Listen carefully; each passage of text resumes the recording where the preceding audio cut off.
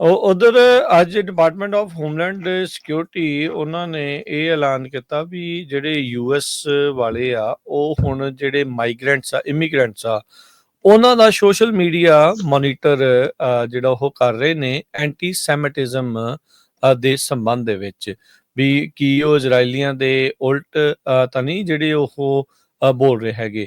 USCIS ਨੇ ਅੱਜ ਇਹ ਐਲਾਨ ਕੀਤਾ, ਕਹਿੰਦੇ ਵੀ ਉਹਨਾਂ ਦੀ ਜਿਹੜੀ ਸਕਰੀਨਿੰਗ ਆ ਮਾਈਗ੍ਰੈਂਟਸ ਦੇ ਜਿਹੜੇ ਸੋਸ਼ਲ ਮੀਡੀਆ ਦੀ ਇਹ ਐਵੀਡੈਂਸ ਪ੍ਰਾਪਤ ਕਰਨ ਦੇ ਲਈ ਲੱਭਣ ਦੇ ਲਈ ਉਸ ਨੂੰ ਦੇਖਿਆ ਜਾਊਗਾ।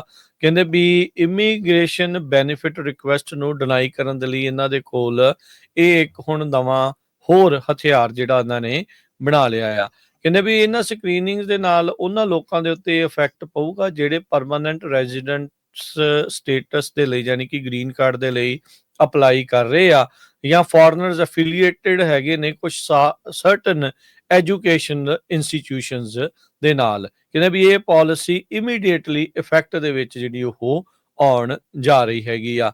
ਅੱਜ ਸਵੇਰੇ ਜਿਹੜੀ ਸਟੇਟਮੈਂਟ ਇਸ਼ੂ ਕਰਦੇ ਹੋਏ ਡਿਪਾਰਟਮੈਂਟ ਆਫ ਹੋਮਲੈਂਡ ਸਿਕਿਉਰਿਟੀ ਨੇ ਦੱਸਿਆ ਵੀ ਕਹਿੰਦੇ ਵੀ ਪ੍ਰੋਟੈਕਟ ਕਰਨਾ ਹੈ ਅਸੀਂ ਹੋਮਲੈਂਡ ਨੂੰ ਆਪਣੇ ਨੂੰ ਐਕਸਟ੍ਰੀਮਿਸਟ ਤੋਂ ਟੈਰਰਿਸਟ ਏਲੀਅਨਸ ਤੋਂ ਤੇ ਉਹਨਾਂ ਲੋਕਾਂ ਉਹ ਵੀ ਲੋਕਾਂ ਦੇ ਉਲਟ ਜਿਹੜਾ ਅਸੀਂ ਦੇਖਾਂਗੇ ਵੀ ਜਿਹੜੇ ਐਂਟੀ ਸੈਮਿਟਿਜ਼ਮ ਟੈਰਰਿਜ਼ਮ ਨੂੰ ਜਿਹੜਾ ਸਪੋਰਟ ਕਰ ਰਹੇ ਆ, ਵਾਇਲੈਂਟ ਐਂਟੀ ਸੈਮਿਟਿਜ਼ਮ ਆਈਡੀਓਲੋਜੀ ਨੂੰ ਸਪੋਰਟ ਕਰਦੇ ਆ, ਟੈਰਰਿਸਟ ਆਰਗੇਨਾਈਜੇਸ਼ਨ ਹਮਾਸ, ਪੈਲਸਤੀਨ ਇਸਲਾਮਿਕ ਜਿਹਾਦ, ਹਜ਼ਬੁੱਲਾ ਜਾਂ ਹਾਊਦੀਜ਼ ਵਰਗਿਆਂ ਦੀ ਜਿਹੜੀ ਉਹ ਸਪੋਰਟ ਕਰਦੇ ਆ। ਸੋ ਭਾਈ ਆਪਣੇ ਜਿਹੜੇ ਸੋਸ਼ਲ ਮੀਡੀਆ ਕਲੀਨ ਅਪ ਕਰਨ ਦਾ ਵਕਤ ਜਿਹੜਾ ਉਹ ਆ ਗਿਆ। ਬੇਸਿਕਲੀ ਇਹ ਤੁਹਾਨੂੰ ਜਿਹੜਾ ਉਹ ਕਹਿ ਰਹੇ ਆ। ਹੁਣ ਇਹ ਨਹੀਂ ਪਤਾ ਵੀ ਪੁਰਾਣੀਆਂ ਪਾਈਆਂ ਹੋਈਆਂ ਪੋਸਟਾਂ ਨੂੰ ਕਿਸ ਹਿਸਾਬ ਦੇ ਨਾਲ ਦੇਖਣਗੇ, ਡਿਲੀਟ ਕੀਤੀਆਂ ਨੂੰ ਤਾਂ ਨਹੀਂ ਜਿਹੜਾ ਉਹ ਦੇਖੀ ਜਾਣਗੇ।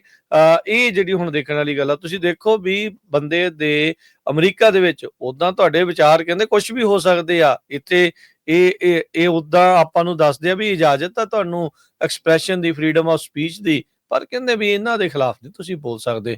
ਜੇ ਤੁਸੀਂ ਬੋਲੋਗੇ ਤਾਂ ਫਿਰ ਤੁਹਾਨੂੰ ਜਿਹੜੀ ਆ ਉਹ ਗ੍ਰੀਨ ਕਾਰਡ ਜੇ ਤੁਸੀਂ ਅਪਲਾਈ ਕੀਤਾ ਆ ਤਾਂ ਉਹ ਡਿਨਾਈ ਕੀਤਾ ਜਾ ਸਕਦਾ ਆ ਜਾਂ ਕੋਈ ਵੀ ਜੇ ਕੋਈ ਹੋਰ ਸਹੂਲਤ ਆ ਉਸ ਨੂੰ ਜਿਹੜਾ ਉਹ ਡਿਨਾਈ ਜਿਹੜਾ ਉਹ ਕੀਤਾ ਜਾ ਸਕਦਾ ਹੈਗਾ ਆ। ਸੋ ਇਹ ਇਸ ਟਾਈਮ ਜਿਹੜੀ ਸਿਚੁਏਸ਼ਨ ਬਣੀ ਆ। ਸੋ ਡਿਪਾਰਟਮੈਂਟ ਆਫ ਹੋਮਲੈਂਡ ਸਿਕਿਉਰਿਟੀ ਨੇ ਅੱਜ ਇਹ ਐਲਾਨ ਕਰ ਦਿੱਤਾ ਆ ਵੀ ਹੁਣ ਤੁਹਾਡਾ ਸੋਸ਼ਲ ਮੀਡੀਆ ਦੀ ਸਕਰੀਨਿੰਗ ਜਦੋਂ ਤੁਸੀਂ ਕੋਈ ਵੀ ਐਪਲੀਕੇਸ਼ਨ ਹੁਣ ਭਰਦੇ ਆ ਇਮੀਗ੍ਰੇਸ਼ਨ ਦੇ ਨਾਲ ਸੰਬੰਧਿਤ ਉਸ ਦੀ ਵੀ ਜਿਹੜੀ ਹੁਣ ਜਾਂਚ ਘੋਖ ਕੀਤੀ ਜਾਵੇਗੀ।